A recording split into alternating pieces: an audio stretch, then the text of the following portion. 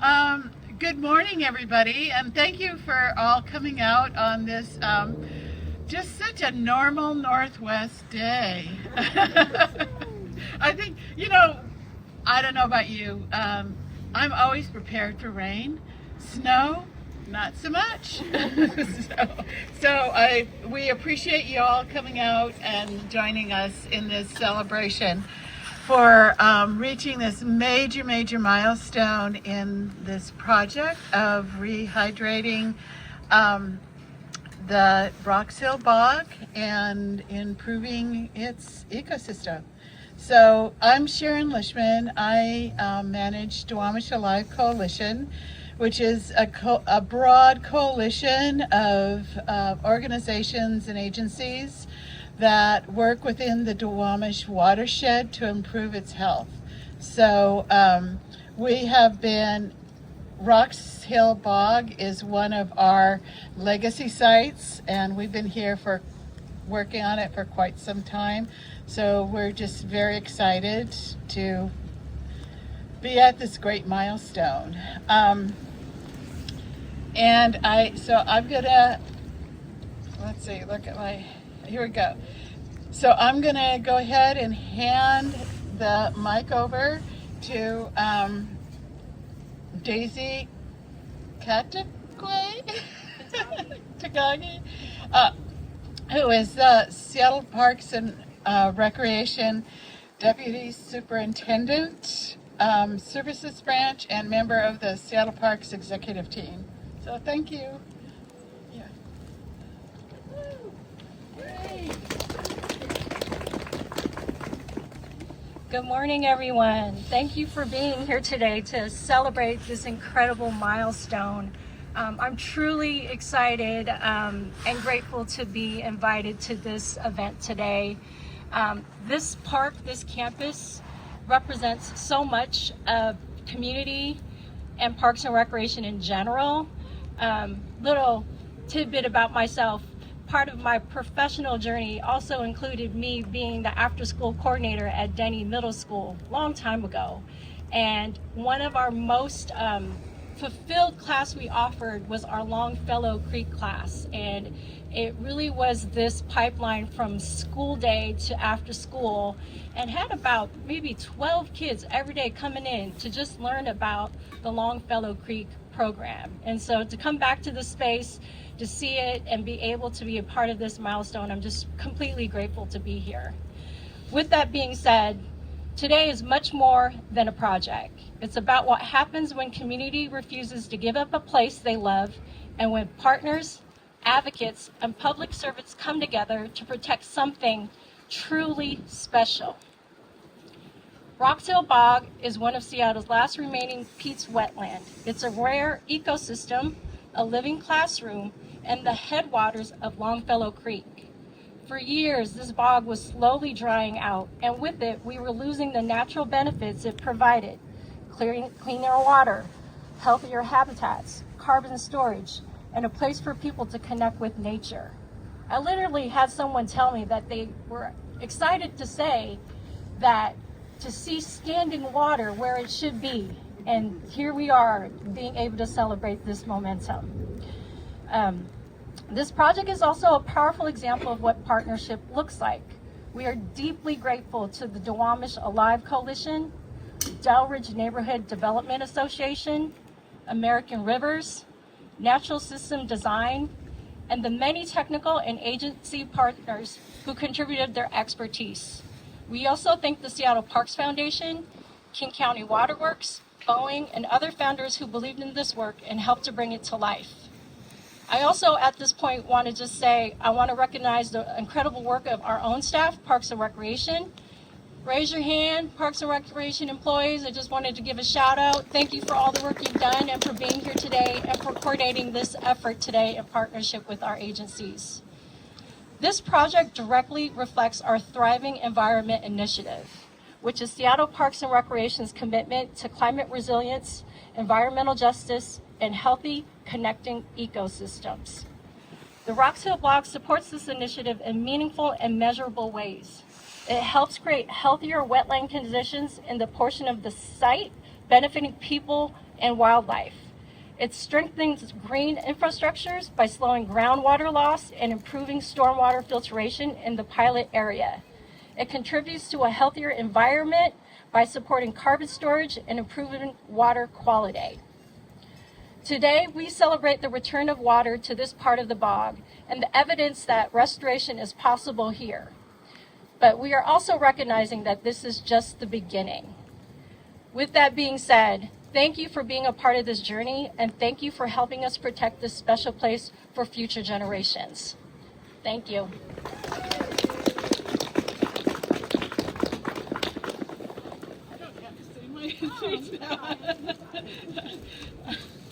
So I want to give you a little bit of a backstory.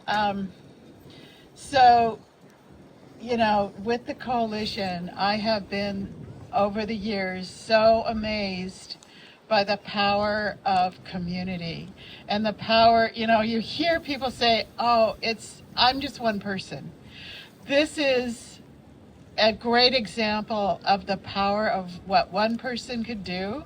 And Scott Blackstock is one of, yes, raise your hands, Scott, because I know you're not coming up here. But Scott has been a steward of this, the natural area in this park for 20 years. Now Scott has, you know, moved away, but for over 20 years, he was the guy who was out here dedicated in, you know, making sure, like doing litter pickup, putting in plants, and he was the one who raised the alarm saying, you know, this whole wetland ecosystem is changing and drying out.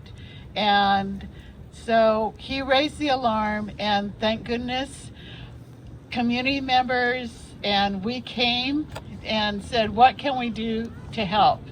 And that started well over a decade ago. So we're here at this very special moment in a milestone where we've got now a design that is helping to capture and maintain water in what we call cell 4. And so that's going to allow us to, you know, to monitor it and see how we can move forward with the rest of the bog area. And I so appreciate, again, thank you to our funders. They were critical. The Rose Foundation, they were the first ones who gave us funding, which opened doors to a lot of other resources, and definitely King County, the Department of Natural Resources came in. They were our major funder as well, and of that, I want to just give a special acknowledgement to the past King County Councilman Joe McDermott. He was amazing in helping us, and we're talking about a small little group here, but he got behind the project early on. And past Seattle Council member Lisa Herbal, who helped us in so many ways, kind of in the background because of, you know, understanding how things worked in the city of Seattle. So we are just tremendously grateful for them as well. And again, our partners, DNDA, American Rivers and Parks, this project is where what we've achieved over the last decade is because of all of these folks and organizations. If one of those were not here, we would not be here today. And so to me, this is like a great example of how stewardship that's collaborative can really move the needle. And then we are incredibly grateful for all the volunteers that have come out, rain, sun, and obviously snow. So thank you so much. And I will let's see, Shannon. Oh, you're over here.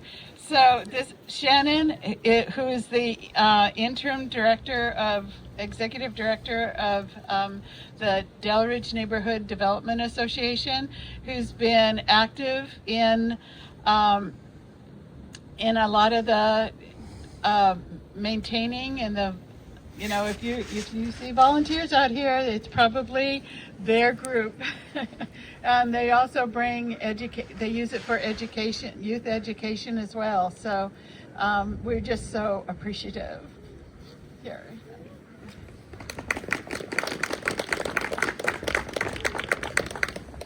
It certainly feels like 2026 is a year of gratitude. I just recently stepped into the interim executive director role at DNDA. You don't have to say Delridge Neighborhoods Development Association, it's way too long. And every time I have an opportunity to attend any of our events, speak with any of our staff, talk to any of our volunteers or partners, I'm always reminded about how important these green spaces are to our communities.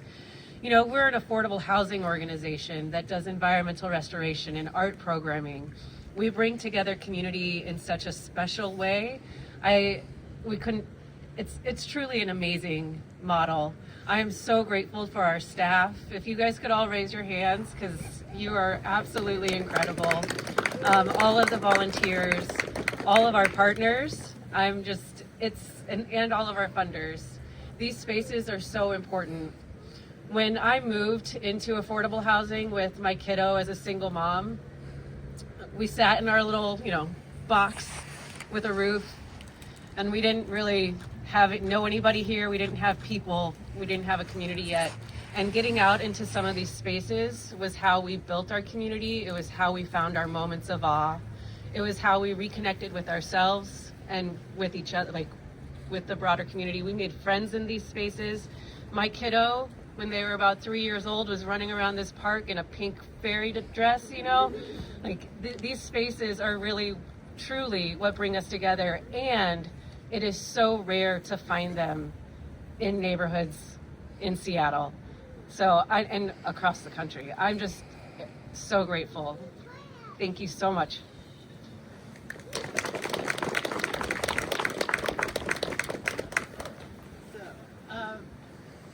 Nina, there you are. So again, American Rivers has been such an amazing partner in this program. They really stepped in early on, saw the potential and the need, and have provided us with the project management skills that really helped move this project forward. So, Nina, do you want to come? Hi everyone, my name is Nina Chapa and I'm the Associate Director of River Restoration with American Rivers. I just want to say thank you all so much for being here and joining me and my fellow bog believers in celebrating this incredible milestone in the restoration of this unique peat wetland that we call Roxhill Bog. AKA welcome to the peat party. That no one else endorsed that. That's just my little name for it. Thanks. I wrote down my notes because I have a lot of important things to say and I don't want to forget them. But truly today is about celebrating something special. Roxhill Bog isn't just a wetland. It's a rare peat ecosystem and a living example of what's possible when a community comes together with a shared vision. So I'm here representing the organization American Rivers, and so I kind of just want to give a little bit of background of who we are, why we became involved, and why this project matters so much to us and to me personally. At American Rivers, our purpose is simple and ambitious. We work to make every river clean and healthy for people and wildlife. And we combine evidence-based solutions with enduring partnerships to safeguard 4.4 million miles of rivers and streams that are essential to our nation's drinking water, our extraordinary wildlife, and the strength of our communities. And so our teams work across the country, from the high Sierras of the California mountains to the Potomac River and Chesapeake Bay, and literally everywhere in between. But no matter where we are, one principle guides us, and that's every river has its story, and the best solutions are the ones that work for everyone and for the people who depend on it. And so I just want to throw a little fun fact for y'all.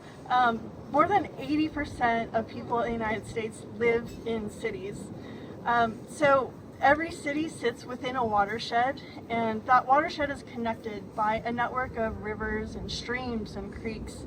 And when these waterways are healthy, they provide access to nature, habitat for wildlife, clean water that is essential to everyone's health, and a buffer against droughts and floods. When they're degraded, our communities feel it. And that's why Roxhill Bog matters.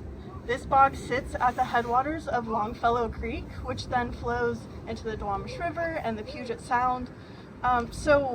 Meaning what happens here flows downstream and affects downstream habitats. So by restoring this peat wetland, we're not only improving one site, we're helping clean and store stormwater, improve salmon health, reduce the impacts of flooding, and stabilizing downstream flows. In 2019, American Rivers was exploring how to take a stronger watershed-based approach to urban river health. And so when past Northwest Director Wendy McDermott learned that this peat wetland was being considered for restoration, she and other project supporters saw an opportunity to harness the power of peat to store and filter stormwater, acting as a nature-based solution that really complements West Seattle's built stormwater infrastructure. And so we joined in 2019 to an already committed group of partners. We brought additional technical expertise, fundraising strategy, and a national perspective on how nature-based solutions can support urban communities. And so I want to really recognize my predecessor, Brandon Parsons. He served as the project manager for the engineering and the construction setup of this pilot project. He helped develop a strong fundraising strategy and built key partnerships that moved the community's long-standing vision into construction reality. And then there's me. I joined American Rivers about 8 months ago, just in time for the final phase of this pilot project. So while I like to joke that I showed up at the last minute to take credit for it all, what I really stepped into was the privilege of helping carry this project across to the finish line. And so as project manager for this final stretch, I work closely with our American Rivers team. My supervisor, Sarah Deardahl, has been essential, as well as American Rivers General Counsel. They were like the backbone to the work that I was doing. And so I worked really closely with them and project partners to finalize budgets, secure construction support, coordinate implementation, and really make sure that this vision was translated from plans on paper to on-the-ground restoration. And so in early December, we reached a major milestone, and that is the completion of the groundwater block installation, which Steve will talk about a little bit more after me, but it's designed to hold more water in the wetland and restore those hydrological functions of the peat. So this is huge, folks. Like, this project has been in the works, like Sharon said, for decades. So it's really a privilege to be here and be celebrating this with you all. This pilot is really a proof of concept, and so it demonstrates how restoring natural systems can complement traditional built infrastructure to meet those water quality and those water quantity goals. And it shows that cities like Seattle can integrate nature into stormwater systems in ways that help reduce flooding, filter pollutants, and enhance neighborhood green spaces like this one. And it's one more step towards keeping Seattle one of the greenest cities in the world.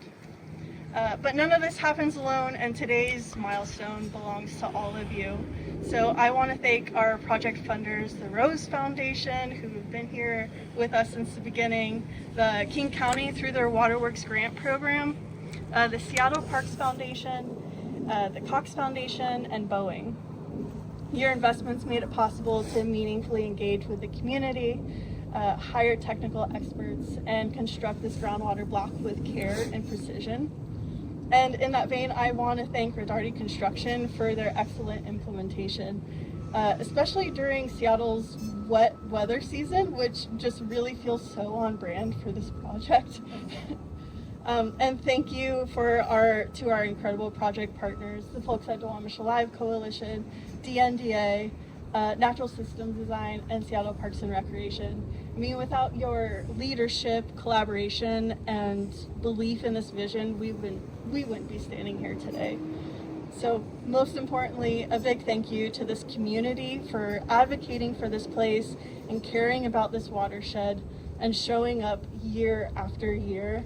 Thank you for joining us at this peat party of this Roxhill Bog Celebration and for being champions of this remarkable place.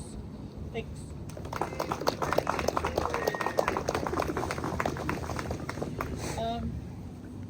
Steve. So mostly Steve Winter has been kind of this, the science backbone of this project. So Steve lives in West Seattle, and he came on, he's with Natural Systems Design. He's the consultant for the project and has just been amazing, and with his creativity and his understanding of the challenges. So Steve, do you want to give the science side of this? Thank you so much. Good morning. It's still morning, right? Good morning, everybody. I'm Steve Winter. I'm a hydrologist with Natural Systems Design, and it was our great honor to support the analysis and design of this project. And as everybody up here today has said, it wasn't just one person. This was a huge coalition of everybody working together, and that's how we've gotten to the peat party today. So once we started digging in to what was going on out here, we had lots of observations from folks. Scott's observations, we're still using one of the wells you put in, Scott, in 2015. So it's still there, still doing great. We had all these observations and we started digging into what was going on.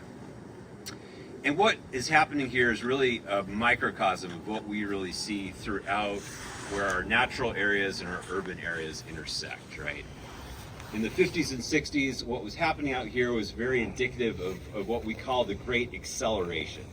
This was an era of development where you really wanted to look at water as something to be moved through the system as fast as possible. You didn't want to interact with it very much. You wanted to be efficient.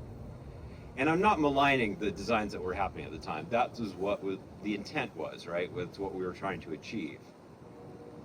But since that time, what we've really learned is we really lose something if we're too efficient. If we take all that water and move it through our systems really quickly, we just compound what's happening to these systems and compound what's happening at the downstream end, making our problems worse and worse and worse.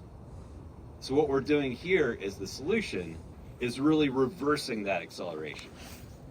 So when we look at the whole system, if you look underground, you would see the pipes that basically replace the natural function of that was this headwater wetland. Stormwater falls and all the streets around us goes right in those pipes. Those pipes are way below ground, way below the ground surface that we're seeing here. That water goes down in there, zips through the pipe, zips to the other side, and zips down to Longfellow Creek. If you ever go down behind Chief Sealth High School, you can see where all that water pops out of the pipe.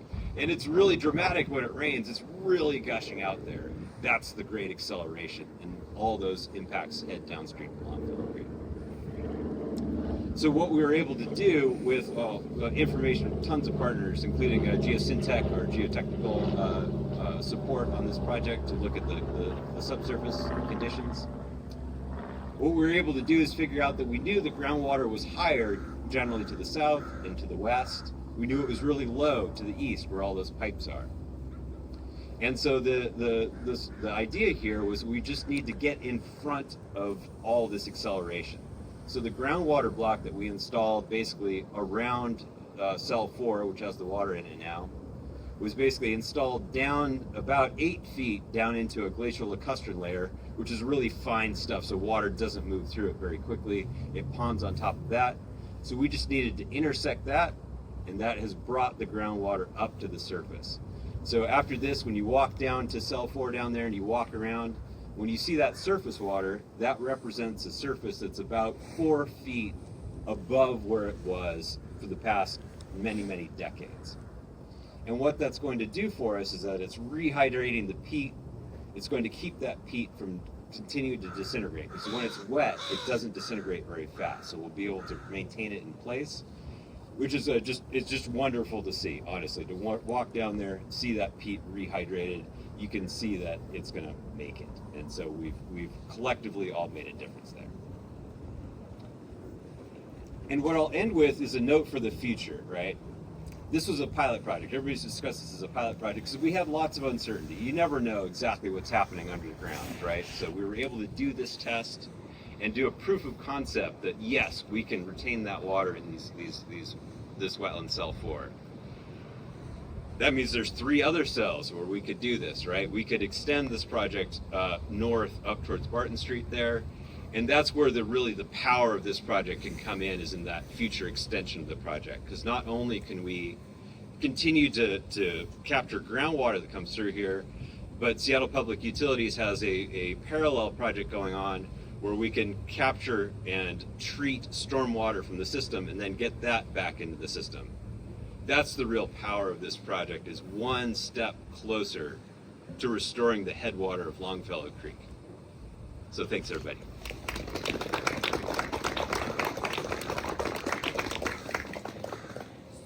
So thank you all for coming, and I just want to add something. You know, the ground that we're standing on now, this peat has taken millennia to be created, and you know, and it supports a whole very unique ecosystem.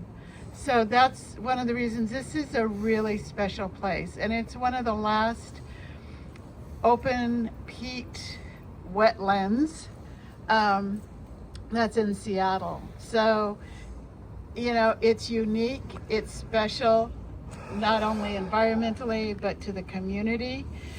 And we have it here because of all of you, you know, and again, there is power in the individual, but there's great power in working together. So thank you all very much for coming and enjoying this, you know, unique Pacific Northwest weather. And there's coffee and hot water over there. If we're only to, you know, if you don't want to drink it, you can at least warm your hands.